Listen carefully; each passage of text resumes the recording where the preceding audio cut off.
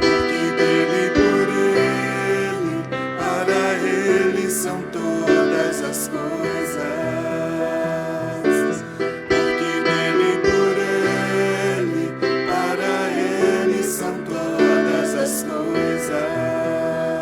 Porque dele, por ele, para ele são todas as coisas.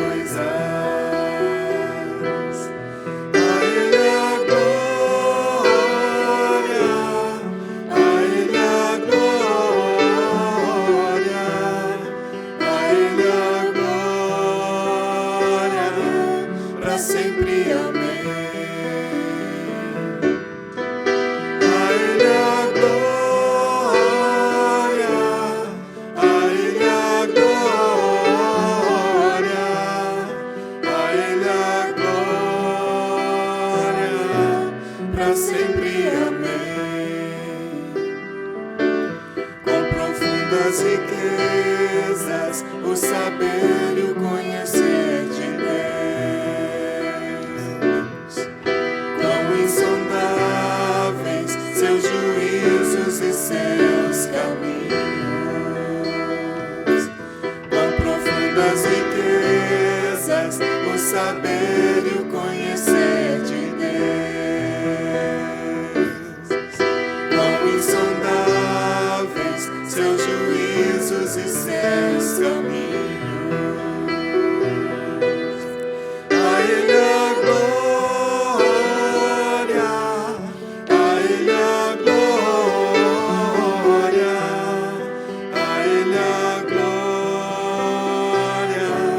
para sempre amém.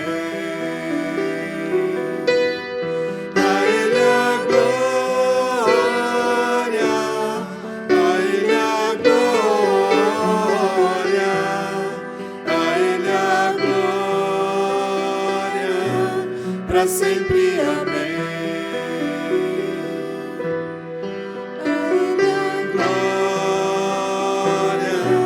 para sempre amém.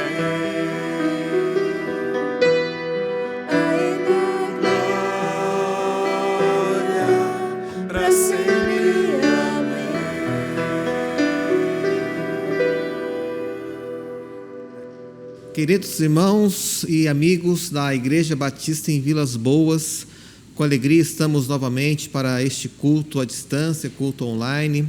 Estamos chegando já ao fim desse período, pretendemos em breve retornar aos nossos cultos presenciais. E já agradeço aos irmãos e queridos que têm assistido conosco a este culto. Nossa oração tem sido que Deus use este momento para alcançar vidas de acordo com a sua graça, para a sua glória. Vamos começar então com uma palavra de oração. Senhor, meu Deus, obrigado por este momento que o Senhor nos concede. Aqui estamos, Pai, na Tua santa presença, para Te honrar, para Te buscar, para declarar que não há outro Deus além de Ti. O Senhor é nosso Deus, Deus soberano, Criador de todas as coisas, em Ti que nós nos refugiamos, até que passe as calamidades dessa vida. Senhor, é que está a nossa vida, que está a nossa alma, nosso viver, nossa mente, nosso corpo, Senhor Deus, tudo que somos e tudo que temos estão nas Tuas mãos. Pedimos Tua graça bendita por este momento de culto. Pedimos que tão somente o Senhor seja honrado neste lugar, que o nome de Jesus seja exaltado, meu Pai, pelos cânticos, pela palavra, na oração. E declaramos que não temos outro bem nessa vida a não ser o Senhor. O Senhor é a nossa razão de viver. No Senhor estamos e no Senhor agora, Pai, queremos também prestar culto a Ti. Abençoa o Teu povo, abençoa este momento. É a nossa oração em nome de Jesus Cristo. Amém. Queridos, leremos agora o Salmo 28. Convido os irmãos que puderem acompanhar também em suas casas com a Bíblia aberta. Lerei Salmo 28 da Palavra do Senhor, tenho lido na versão revista e atualizada. Então farei leitura e peço que os irmãos acompanhem. Diz assim a Palavra do Senhor, Salmo de Davi. A Ti clamo, ó Senhor, rocha minha, não sejas surdo para comigo, para que não suceda se Te calares acerca de mim, seja eu semelhante aos que descem a cova. Ouve-me as vozes súplices, quando a Ti clamar por socorro. quando erguer as mãos para o teu santuário. Não me arraste com os ímpios, com os que praticam a iniquidade, os quais falam de paz ao seu próximo, porém no coração tem perversidade. Paga-lhes segundo as suas obras, segundo a malícia dos seus atos, dá-lhes conforme a obra de suas mãos, retribui-lhes o que merecem. E visto que não atentam para os feitos do Senhor, nem para o que as suas mãos fazem, ele os derribará e não os reedificará. Bendito seja o Senhor, porque me ouviu as vozes súplices. O Senhor é a minha força e o meu escudo, nele o meu coração confia, nele fui socorrido. Por isso o meu coração exulta, e com o meu cântico o louvarei. O Senhor é a força do seu povo, o refúgio salvador do seu ungido. Salva o teu povo e abençoa a tua herança. Apacenta-o e exalta-o para sempre. Até esse versículo, meus irmãos, Salmo 28, diz o verso 8, o Senhor é a força do seu povo, o refúgio salvador do seu ungido. É nele que esperamos, é ele que clamamos quando passamos pelas dificuldades. E nós temos um Deus que sinceramente se importa conosco, um Deus que nos ama, que nos conhece e que tem cuidado de nós. Vamos cantar ao Senhor agora uma música, um hino, depois voltaremos com nossa oração intercessória. Que o Senhor nos abençoe neste momento.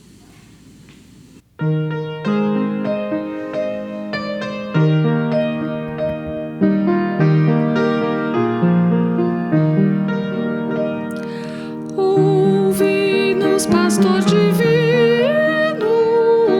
nós que deste bom lugar, teu rebanho congregado, desejamos te adorar.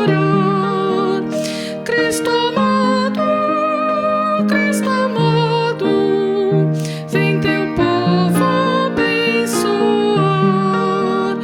Cristo amado, vem teu povo abençoar. Ao perdido no pecado, seu perigo faze ver. Chama os pobres enganados, faze-os tua voz ouvir. Aos enfermos, Mestre, digna-te acudir. Aos enfermos, Mestre, digna-te acudir. Traze o pobre desgarrado ao aprisco teu Senhor. Toma o teu cordeirinho no regaço teu pastor. Dá-lhe os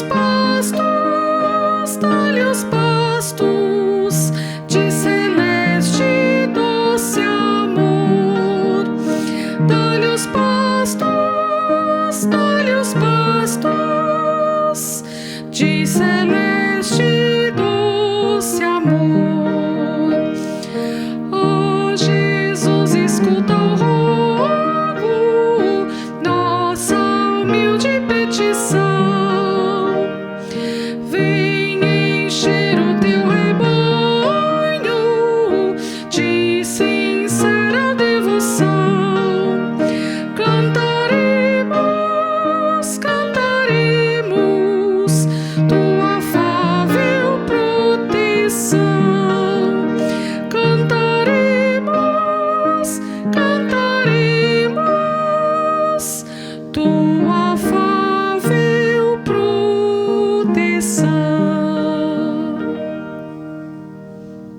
Meus irmãos, façamos agora a nossa oração intercessória, vamos clamar ao nosso Deus.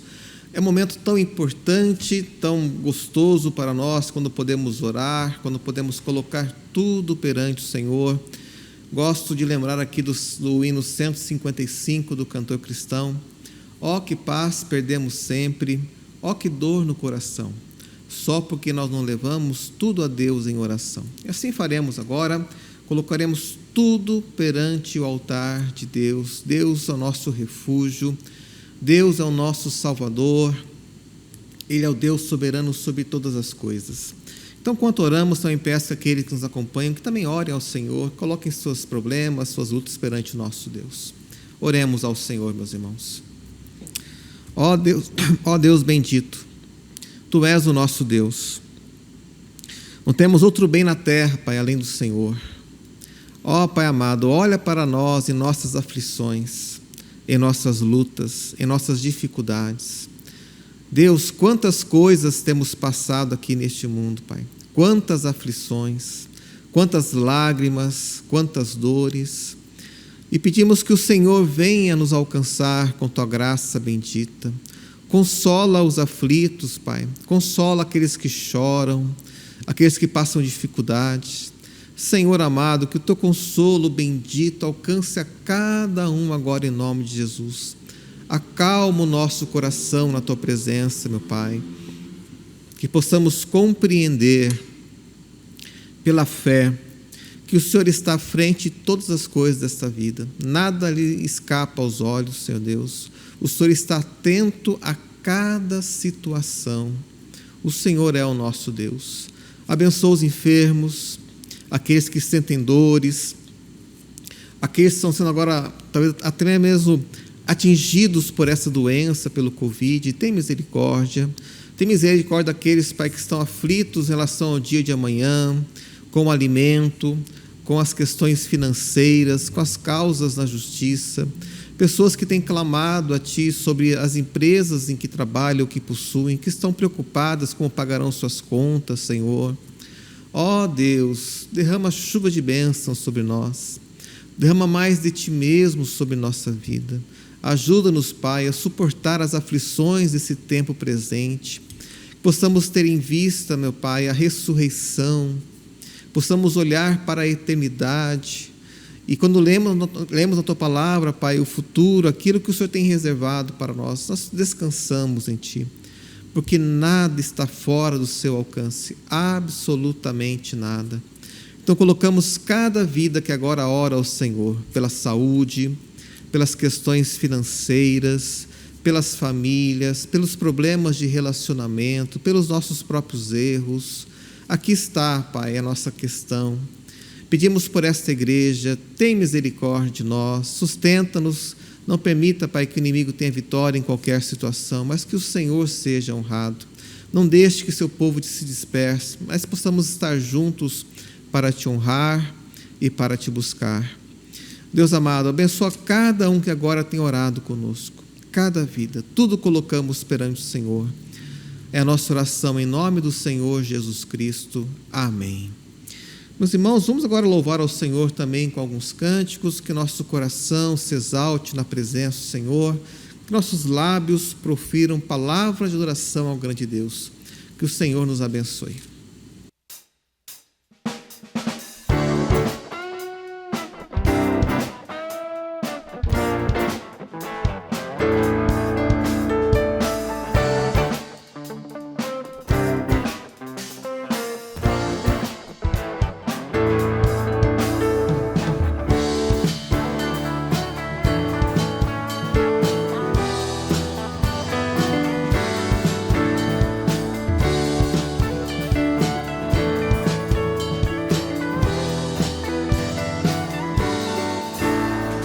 Estamos reunidos para louvar ao Senhor. Tua glória, como um rio, está neste lugar. Hoje estamos reunidos para louvar ao Senhor. Tua glória, como um rio, está neste lugar. Comunhão e adoração é o que Deus reservou para nós. Tua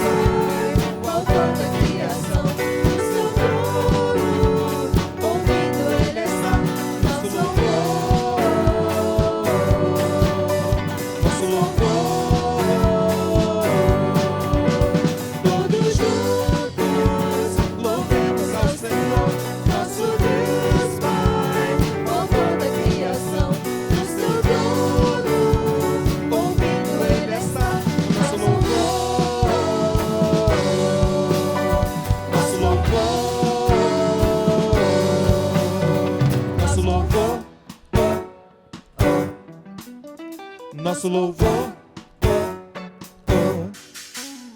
o nosso louvor, o nosso louvor.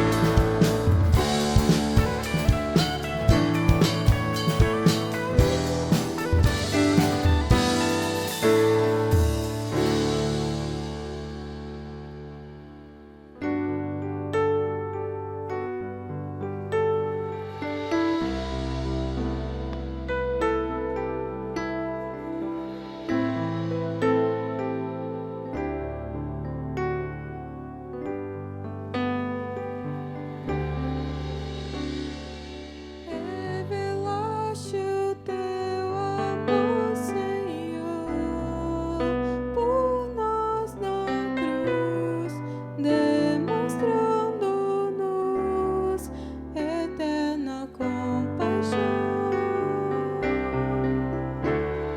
Salvação concede a todo que confia em ti, Jesus, tu és o Deus da nossa redenção. És amável, tu és santo, concedeste o que tens de melhor. És tão meigo, compassivo, Cristo vivo, tu és Deus, mestre e autor da vida, vem reinar em mim. Desejável é a tua vontade, brilhe através de mim o amor, o teu amor, e dá-te em louvor eternamente. És amável, tu és santo, concedeste o que tens de melhor. És tão meigo, compassivo, Cristo vivo, tu és Deus. És amável, tu és santo, concedeste o que tens de melhor. És tão meigo, compassivo, Cristo vivo, tu és Deus,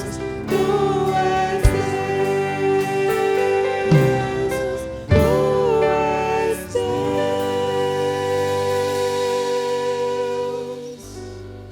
Meus irmãos, nossa mensagem deste culto é baseada em Marcos capítulo 12, do verso 38 ao 44. Convido os irmãos que nos acompanham que possam abrir suas Bíblias nesse trecho da palavra do Senhor. Marcos capítulo 12, do verso 38 até 44. Farei aqui a leitura. Diz assim a palavra do Senhor. Marcos 12, 38. E ao ensinar, dizia ele: guardai-vos dos escribas que gostam de andar com vestes talares e das saudações nas praças, e das primeiras cadeiras nas sinagogas e dos primeiros lugares nos banquetes, os quais devoram as casas das viúvas e para o justificar fazem longas orações, estes sofrerão um juízo muito mais severo. Assentado diante do gasofilácio, observava Jesus como o povo lançava ali o dinheiro. Ora, muitos ricos depositavam grandes quantias. Vindo, porém, uma viúva pobre, depositou 2 pequenas moedas correspondentes a 1 quadrante. E chamando os seus discípulos, disse-lhes: em verdade vos digo que esta viúva pobre depositou no gasofilácio mais do que o fizeram todos os ofertantes, porque todos eles ofertaram do que lhes sobrava. Ela, porém, da sua pobreza, deu tudo quanto possuía, todo o seu sustento. Até esse versículo, até o versículo 44, meus irmãos. E antes de nós continuarmos, como é o nosso costume santo, pelo menos assim tenho visto, gostaria que repetíssemos o versículo 18 do Salmo 119, que assim o diz: desvenda os meus olhos para que eu contemple as maravilhas da tua lei. Que o Senhor nos abençoe. Queridos, estamos em Marcos capítulo 12, vamos encerrar este capítulo nesta mensagem. Temos pregado sobre o Evangelho de Marcos de forma expositiva, sequencial. Aos domingos falamos sobre Marcos e às quintas-feiras temos pregado sobre o livro do profeta Isaías. E como os irmãos bem sabem, neste capítulo 12, o Senhor Jesus Cristo está em sua última semana do seu ministério terrestre. Já havia entrado em Jerusalém, já tinha passado pelo templo, havia limpado o templo das situações que ali ocorriam, como comércio errado, havia pessoas que exploravam ali o povo do Senhor. E também nós temos um momento aqui em Marcos capítulo 12, em que Jesus é questionado de 3 maneiras diferentes. O último questionamento foi feito por um escriba, e isso tem a ver com a nossa palavra aqui nesta noite. Então Jesus responde bem as 3 questões que lhe são colocadas. Depois que respondeu ao escriba que fez a última questão para o Senhor Jesus, então ele começa a ensinar. Nós já vimos então, primeiramente no domingo passado, como Jesus expõe o erro dos escribas em relação à palavra do Senhor.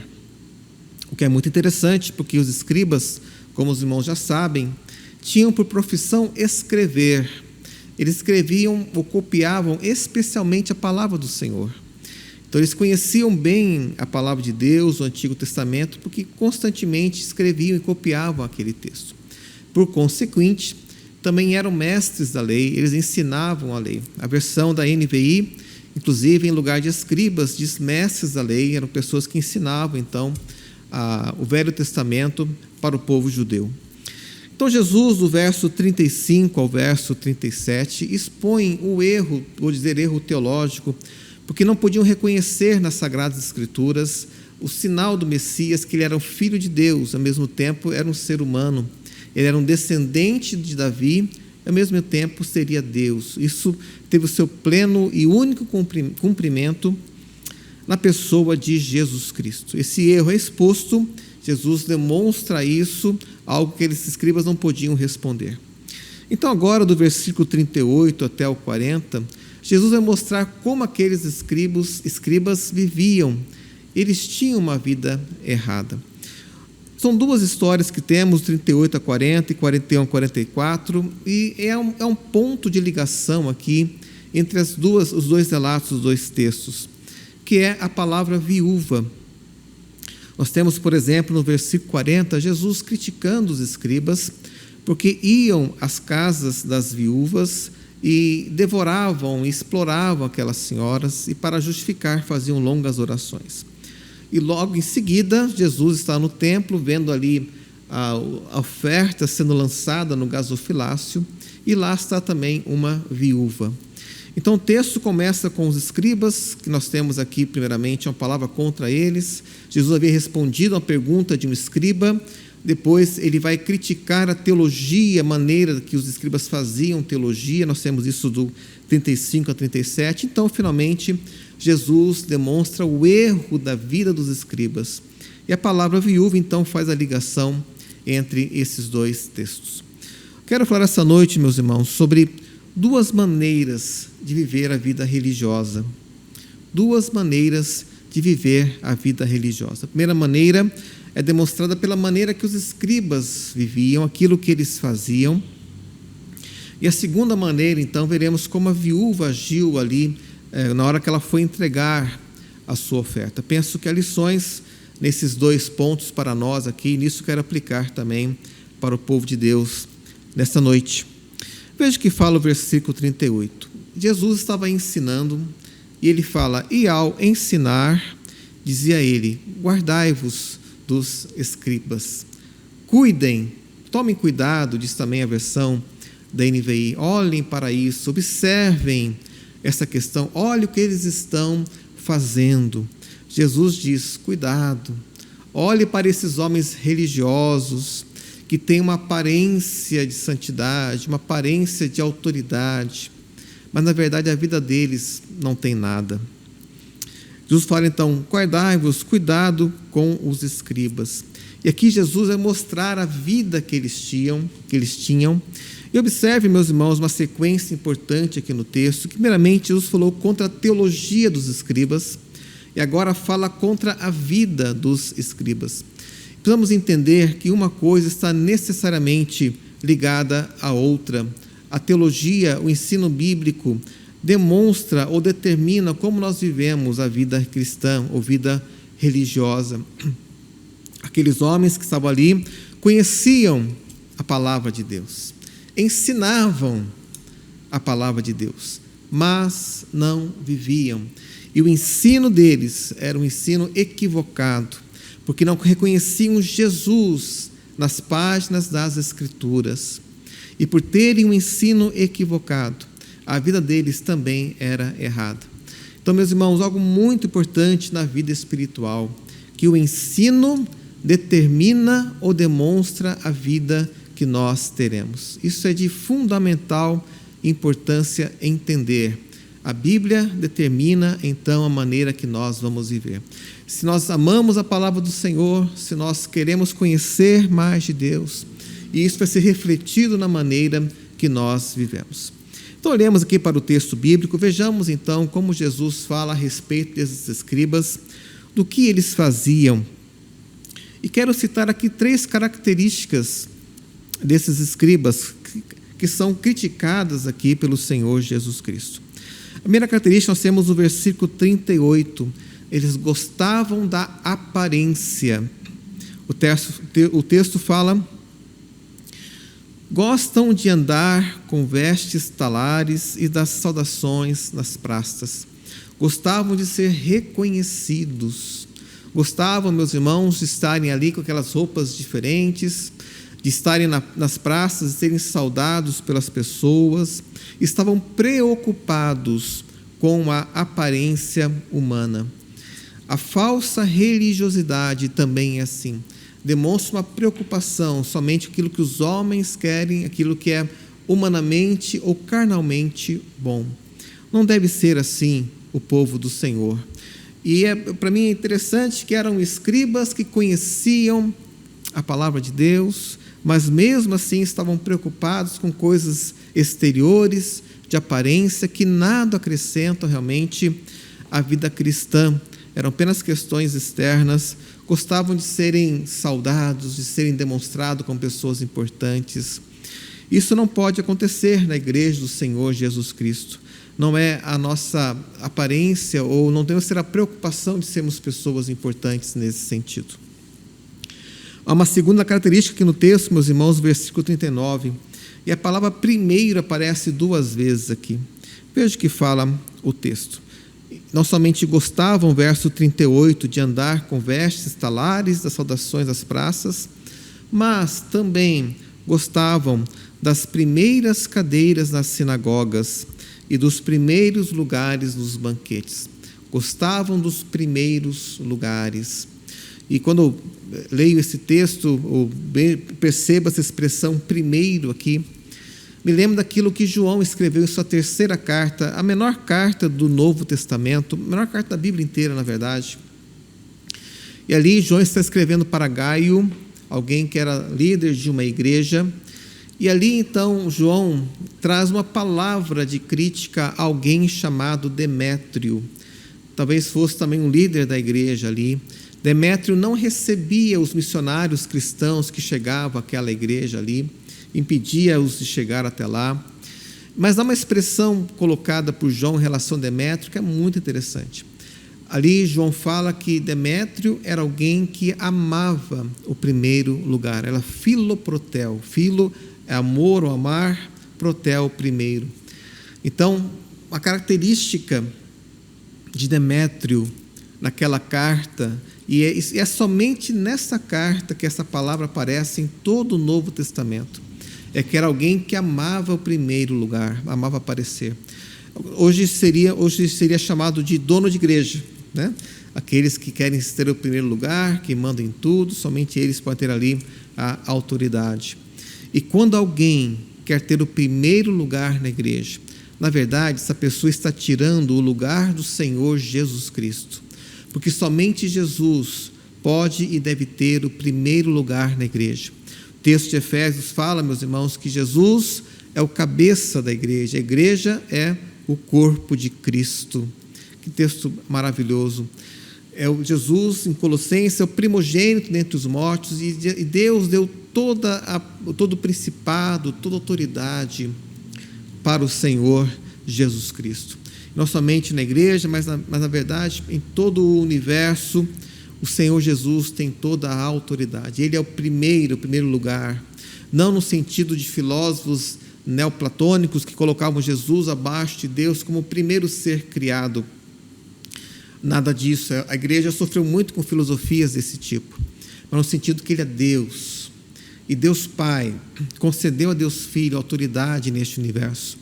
E diz o texto de 1 Coríntios capítulo 15, um texto fantástico, já citei para os irmãos aqui em uma outra oportunidade, que chegará um tempo, depois que Jesus ter derrotado todos os seus inimigos, ter derrotado o último inimigo, que é a morte, conforme Paulo lá coloca em 1 Coríntios capítulo 15. Chegará um tempo em que toda a autoridade estará dada de fato a Jesus Cristo, porque todos os seus inimigos estarão debaixo dos pés do Senhor Jesus.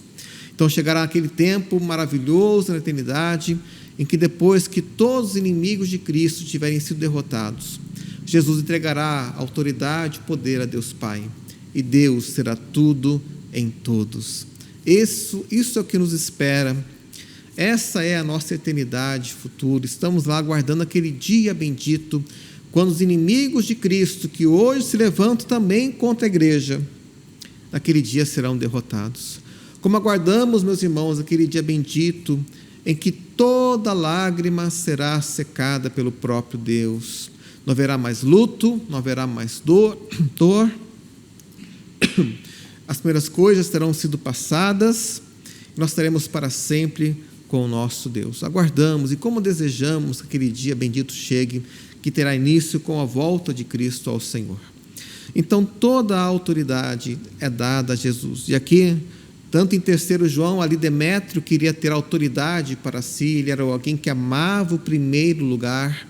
E também aqui nós temos os escribas, que gostavam de aparecer, daquela veste, daquela saudação, mas também gostavam de estar no primeiro lugar na sinagoga e também nos bancos. Esse tipo de religiosidade, de aparências, de glória humana que é criticada pelo Senhor aqui.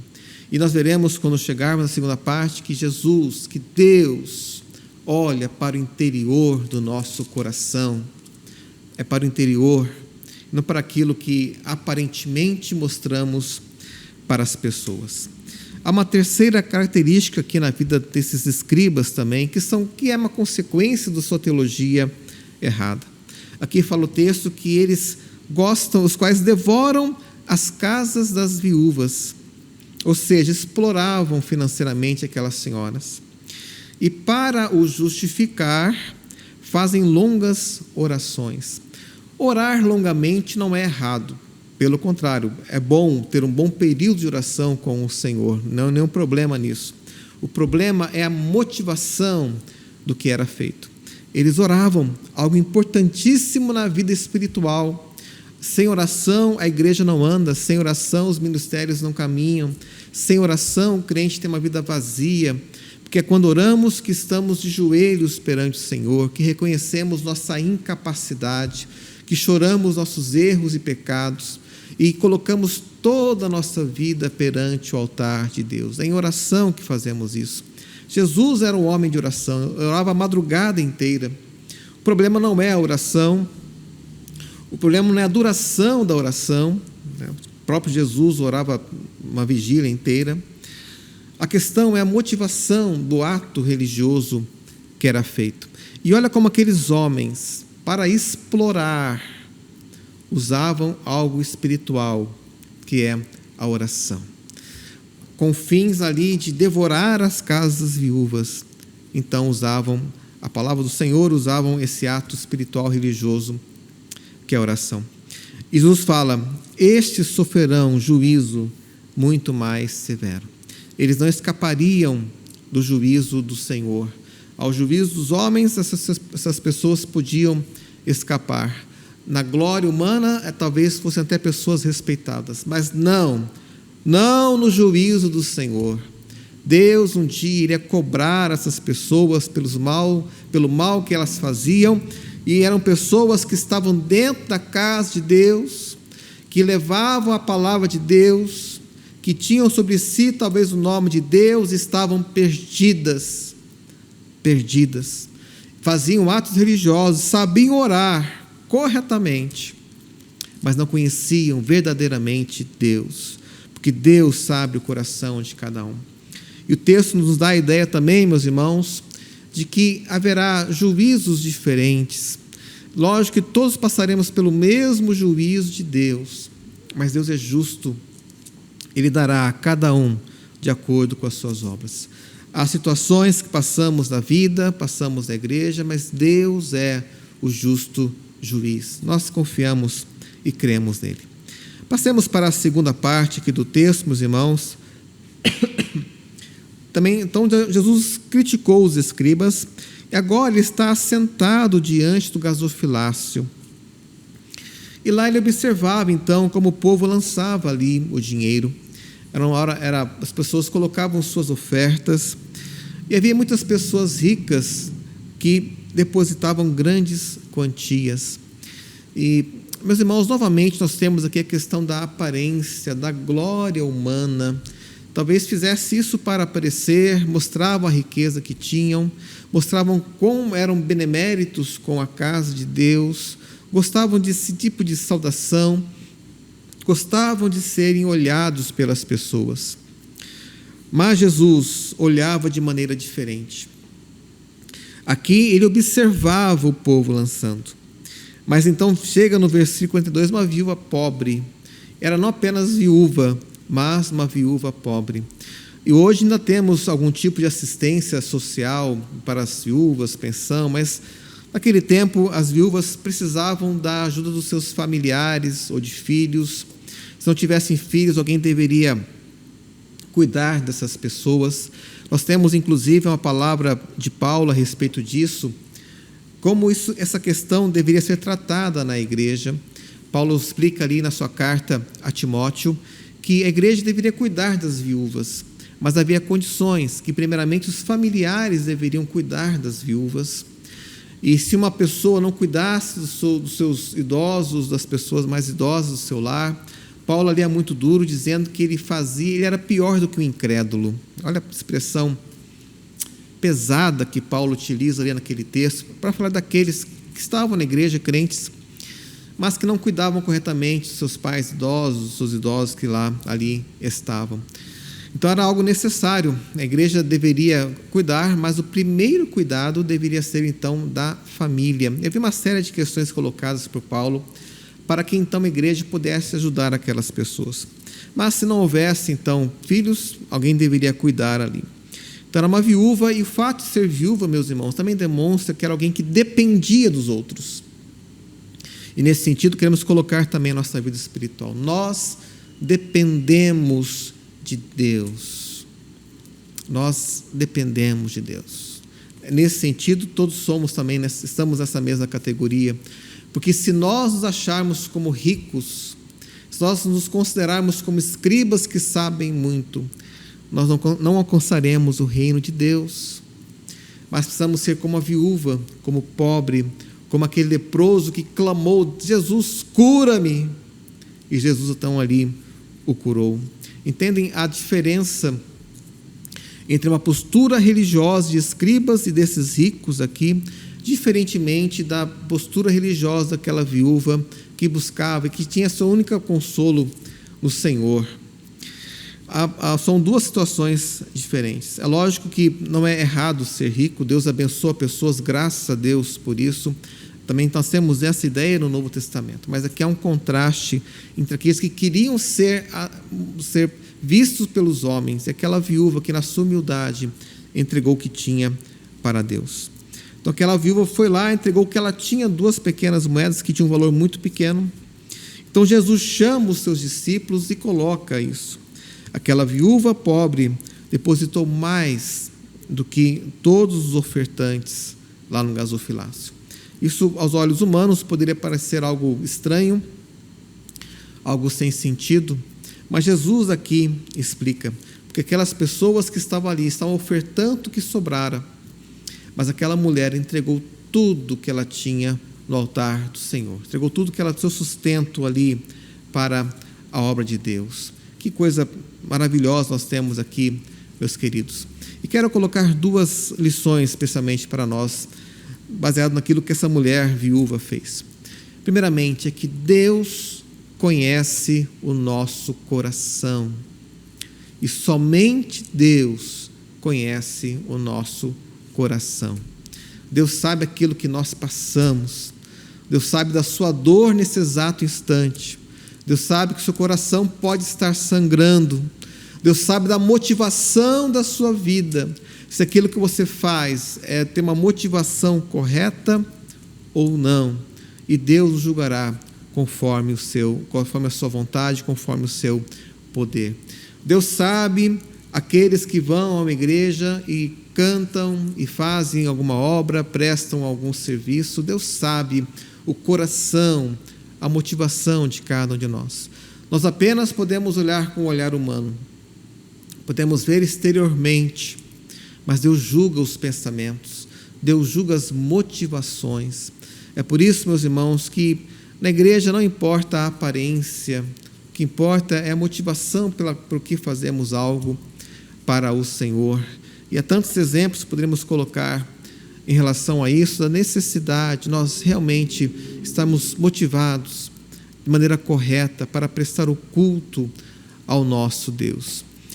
Preciso dizer que há muita adoração que talvez Deus não receba, porque não é feito com a motivação correta. Aquilo que aos nossos olhos é algo pequeno, algo que não tem valor, alguém que é desprezado aos olhos humanos, apenas alguém sentadinho ali de maneira humilde, mas para o Senhor, Deus sabe o que se passa no coração de cada um de nós. Não podemos julgar os outros pela aparência. Quem quiser ser o maior, que seja então o menor. Então Deus sabe aquilo que acontece, meus queridos. Deus conhece todo o nosso viver. E a segunda lição que quero colocar aqui, meus irmãos, é que aquela mulher, na sua humildade, colocou a sua vida inteira nas mãos do Senhor. Ela colocou tudo aquilo que ela tinha nas mãos do grande Deus, do Deus exaltado, do Deus que é soberano sobre todas as coisas. Aquela mulher entregou suas posses, poucas, pequenas, desprezíveis aos olhos humanos, mas importante para o Senhor. Ela foi notada por Deus. Aqueles homens ricos que lá estavam talvez fossem notados pelas outras pessoas. Os escribas queriam ser notados pelos homens, eram saudados, ficavam nos primeiros lugares. Mas Deus notou aquela senhora que lá estava. E aquilo que ela fez foi muito mais importante do que aquelas outras pessoas ali estavam fazendo. Então, meus irmãos, na igreja do Senhor, as coisas são diferentes. Os pesos são diferentes. Então, quando nos aproximamos da casa de Deus, quando estamos aqui para louvar, para cantar ao Senhor. Deus é quem vai nos julgar, Deus é quem sabe o que nós estamos fazendo. E temos a convicção, meus irmãos, que no dia do juízo, Deus irá dar a cada um conforme aquilo que realmente é justo. Deus é justo. Deus sabe aquilo que fizemos. Deus sabe do nosso coração, da nossa intenção. Às vezes podemos errar nessa vida, mas Deus sabe aquilo que Ele tem feito, especialmente em nosso viver. Quero encerrar por aqui minha mensagem nessa noite, meus irmãos, colocando isso para cada um de nós, que possamos continuar vivendo para o Senhor, trabalhando para o Senhor, não preocupado com a aparência, não preocupado com a glória humana, como os escribas faziam, mas com a motivação correta, entregando tudo que nós somos no altar do Senhor. E como esse texto é diferente da teologia da prosperidade que é pregada hoje em dia. Quero terminar colocando isso, que os homens estão preocupados com grandes quantidades que são ofertadas, com grandes desafios que são feitos para o Senhor. Mas Deus quer o nosso coração. Deus sabe aquilo que nós temos feito. E Deus é justo. Que o Senhor nos abençoe neste momento.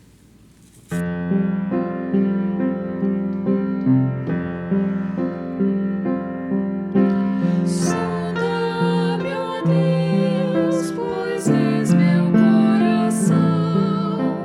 Prova-me, ó Pai, te peço em oração. De todo mal, liberta-me, Senhor, da transgressão também que oculta for.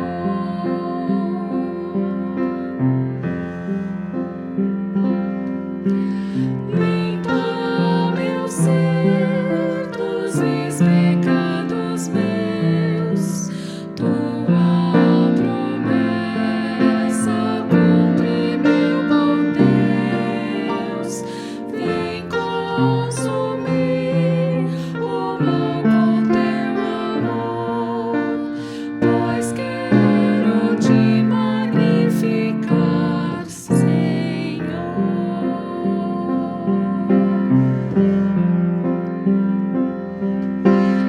Todo o meu ser que já não chamo meu, quero gastá-lo no serviço teu. Minhas paixões tu podes dominar. Ó Santo Deus, vem sempre em mim estar. Lá do alto céu, avivamento vem a começar em mim e indo além. O teu poder, as bênçãos, teu favor, aos que são teus concede, ó Pai, de